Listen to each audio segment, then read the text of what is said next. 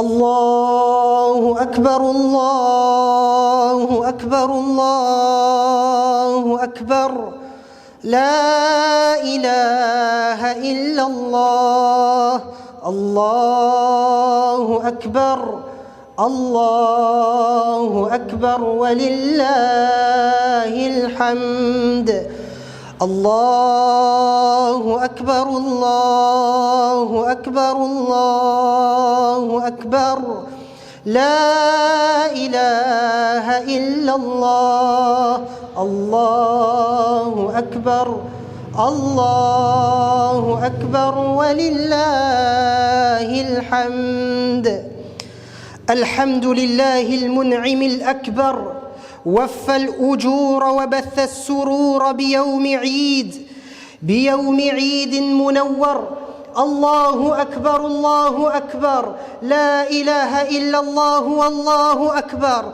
الله أكبر ولله الحمد أشهد أن لا إله إلا الله وحده لا شريك له الملك الأكبر لا الله أكبر الله أكبر لا إله إلا الله والله أكبر الله أكبر ولله الحمد وأشهد أن محمدًا عبده ورسوله الشافع يوم المحشر الله أكبر الله أكبر لا إله إلا الله والله أكبر ولله الحمد صلى الله عليه وعلى آله وأصحابه ومن زكى نفسه وطهر الله أكبر لا إله إلا الله والله أكبر ولله الحمد أما بعد إخواني في الله أوصيكم ونفسي أولا بتقوى الله تعالى وطاعته أيها الأحباء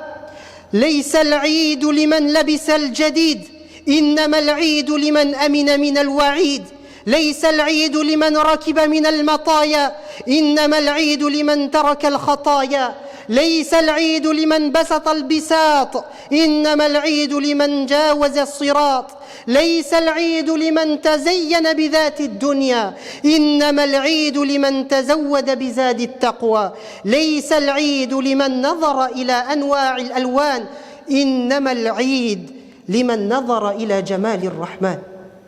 Frères et sœurs en islam, aujourd'hui est un jour d'espoir, aujourd'hui est un jour de fête, aujourd'hui est un jour où la miséricorde d'Allah subhanahu wa ta'ala descend sur nous.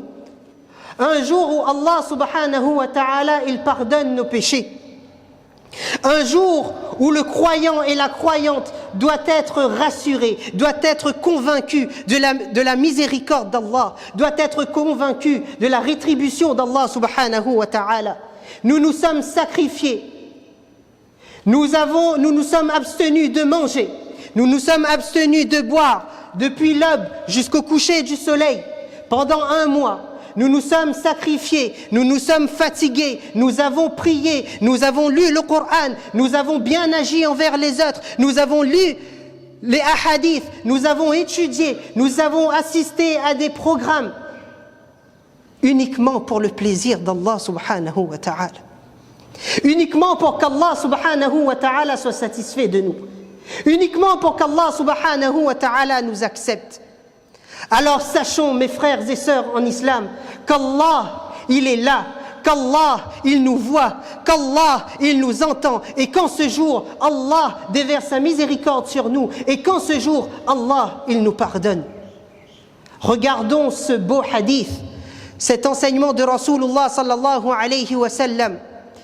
Bien que le hadith, la chaîne de transmission, elle est faible, mais concernant les vertus, elle est incroyable. عن أوس بن ثابت الأنصاري رضي الله عنه إذا كان يوم عيد الفطر lorsque vient le jour de Eid وقفت الملائكة على أبواب الطرق les anges se postent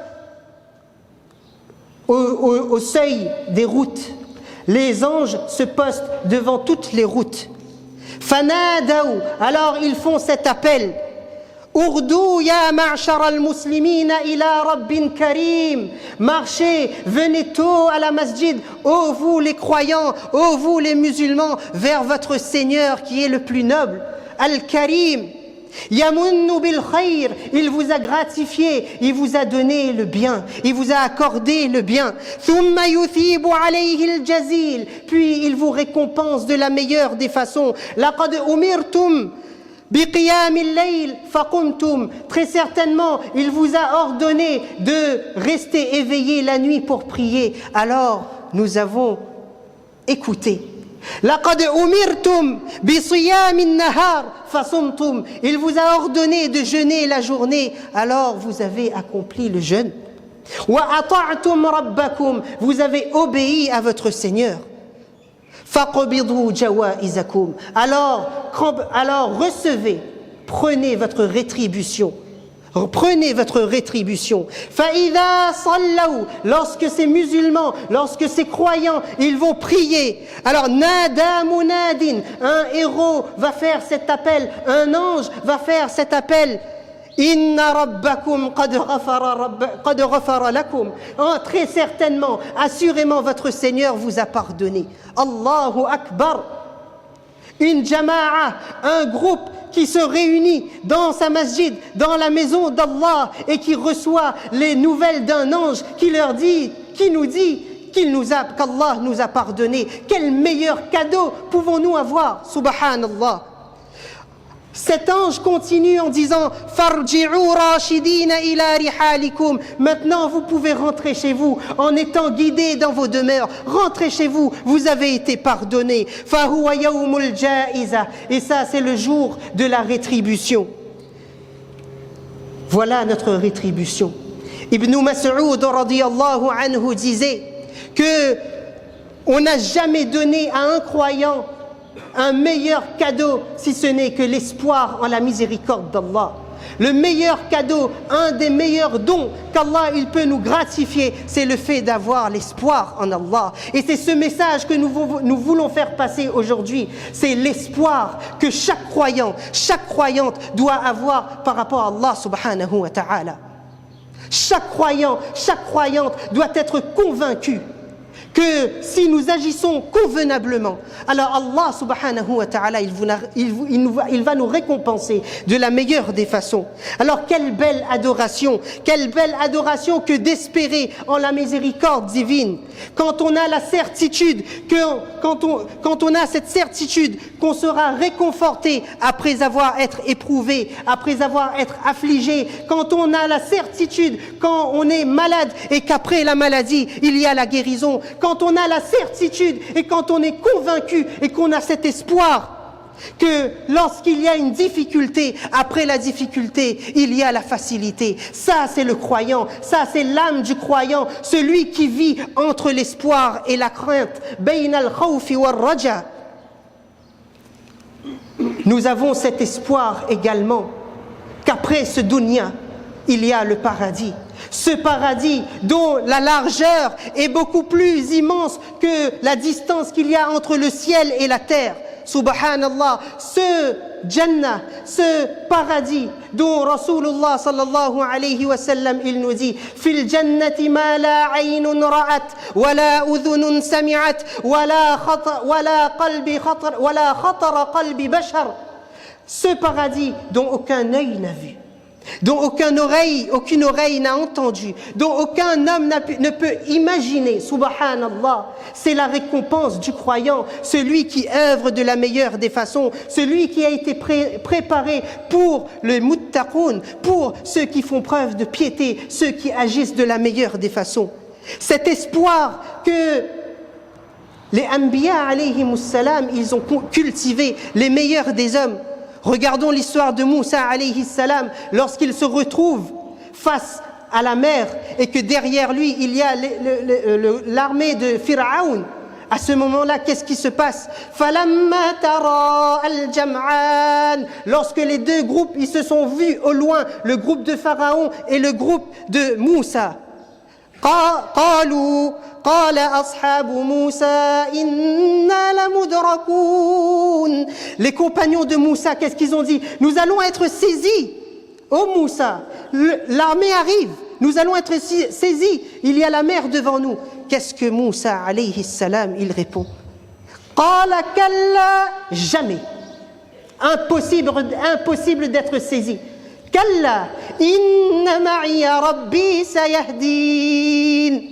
En vérité, mon Seigneur, il va nous guider, il va me guider. Cet espoir qu'il a eu vis-à-vis d'Allah, Allah subhanahu wa ta'ala a transformé cette mer-là en terre.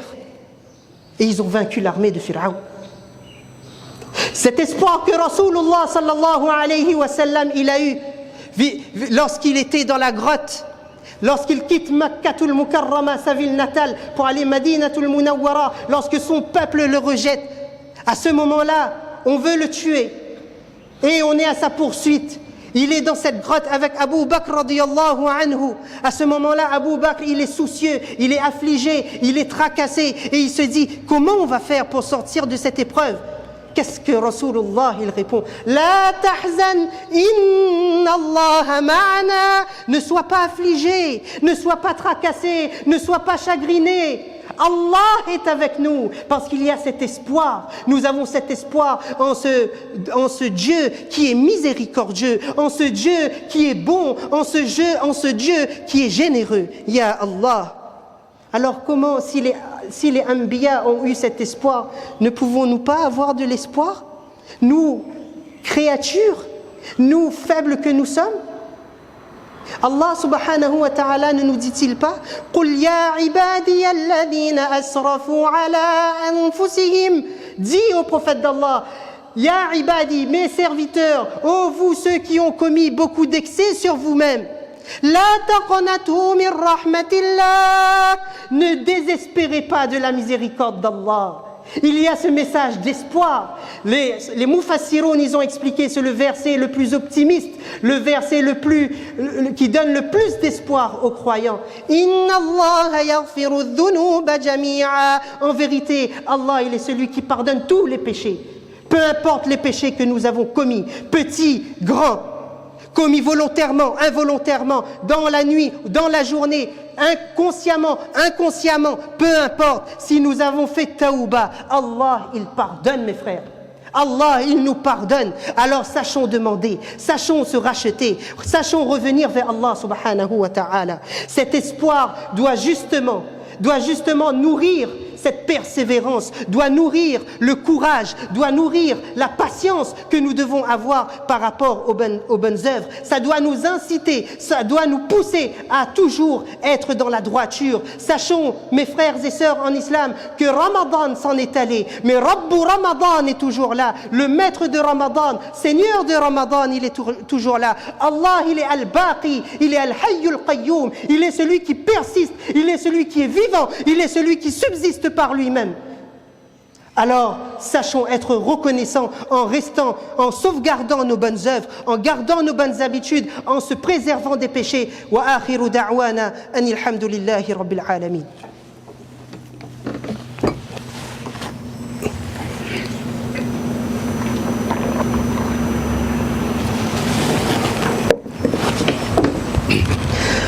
Allahu Akbar, la ilaha illallah, Allahu Akbar, wa lillahil hamd.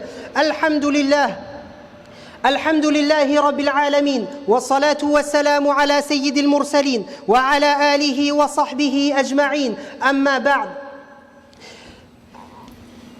J'aimerais formuler quelques mots pour nos sœurs qui sont présentes aujourd'hui. Sachons que dans une narration rapportée par Muslim, Rasulullah sallallahu alayhi wa sallam nous dit أمرنا رسول الله صلى الله عليه وسلم أن نخرجهن في الفطر والأضحى. Atiyya radiyallahu anha, elle dit que le prophète sallallahu alayhi wa sallam nous a ordonné de faire sortir, de dire aux femmes de se déplacer pour la salatul Eid et salatul Adha. Et qui al-awatiq, les femmes qui sont jeunes, les femmes qui sont jeunes, wal huyyad, ainsi que les femmes qui sont en période de menstru, wa dhawatil khudur, ainsi que les femmes qui sont âgées. Donc que les enfants, les femmes, les hommes viennent accomplir la salatul Eid. Fa amma al huyyad, quant aux femmes qui sont qui sont en période de menstru, alors qu'elles s'écartent à un endroit par rapport à la salat, qu'elles n'accomplissent pas la salat. Mais Rasulullah a mis l'accent pour que les femmes assistent à la salatul Eid. ويشهدن الخير, qu'elles assistent au bien, ودعوة المسلمين, à l'invitation des croyants. قلت يا رسول الله, Atiyya, elle s'adresse à Rasulullah, ô prophète d'Allah, إحدانا لا يكون لها جلباب, certaines femmes parmi nous, on n'a pas de quoi se couvrir. Alors Rasulullah qui dit que prenez des vêtements et donnez aux femmes qui n'ont pas de quoi se couvrir pour qu'elles puissent se couvrir et pour qu'elles puissent venir à la masjid. À partir de ce hadith là, les ulama ils ont expliqué, il y a certains qui ont dit qu'il est recommandé que les femmes viennent à la masjid.